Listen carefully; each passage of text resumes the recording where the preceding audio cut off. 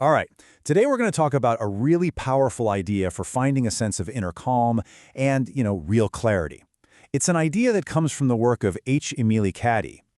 So, let me ask you something. Have you ever noticed that even with all the books and videos and advice in the world, you still feel kind of restless? Like there's this little hum of dissatisfaction, this feeling that something's missing no matter what you do. In this explainer, we're going to get right into that. We'll look at the real source of that restless feeling, we're going to talk about why just trying harder is usually a trap, and we'll end on a really simple method for finding some actual clarity. What's amazing is that Cady was writing about this same exact issue more than 100 years ago. She had this great phrase for it. She called it a kind of awful homesickness of the heart. It's this deep internal hunger that just keeps us searching and searching for something more. And that feeling of homesickness? Well, that's what makes us jump from one thing to the next, right? A new job, a new relationship, more information.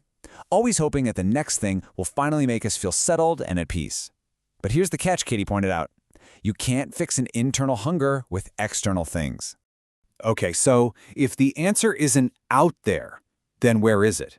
Well, this is where Cady's work guides us inward, to what she called the secret place. And look, that's not some physical spot on a map.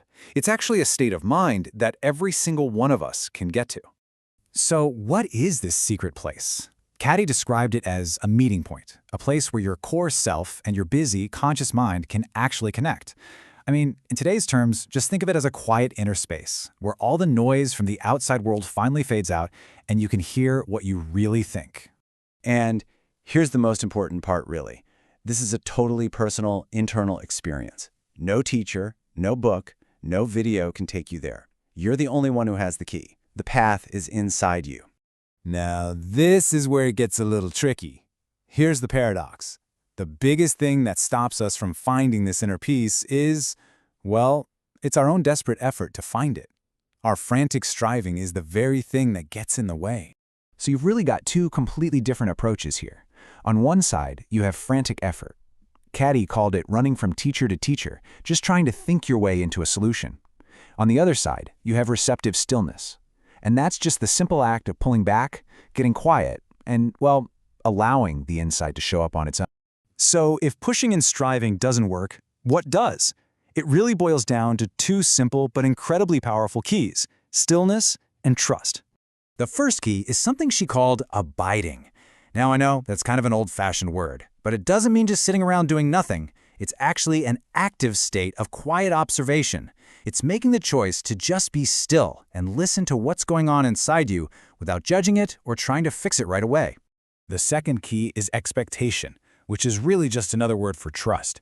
And no, this isn't about wishful thinking. The way Cady explained it is that a demand has to be made before a supply can show up.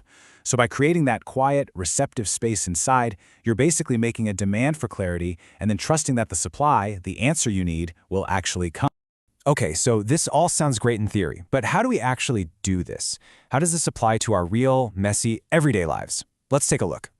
Just think about it. You're at work, you're stuck on a problem. Instead of banging your head against the wall, what if you just stepped away and created a moment of stillness? Or in a tense conversation, instead of just reacting, you pause and really listen. And with that inner critic, you know the one, you just sit with the thoughts for a minute, just observing them without needing to fight back.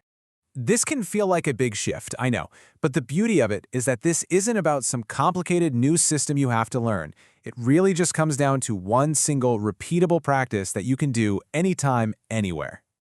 Here it is: silence, then action. That's it. First, just find a moment of quiet. Second, sit in that quiet with an open mind, not trying to figure anything out. And then, finally, from that place of stillness, let one small, clear action come to you. And then, just do that one thing. And that's why this works so well. See, the whole point of retreating into silence isn't to escape from the world. It's to refuel. It's like plugging your phone in to recharge. That inner renewal becomes the energy source for much clearer, more purposeful, and way more effective action when you get back to your day. All right, so let's pull this all together. That restless feeling you get, it's just a signal pointing you inward. Trying to force a solution with frantic effort, well, that just blocks your clarity. Your real tools here are stillness and trust. And the simplest way to get started is to practice finding a moment of silence, and from there, take one clear action. So I'll leave you with this question to think about. What's one area of your life that could use a little less frantic striving and a little more stillness this week? Thanks for hanging out with me for this explainer. You can find the next one in the series right here.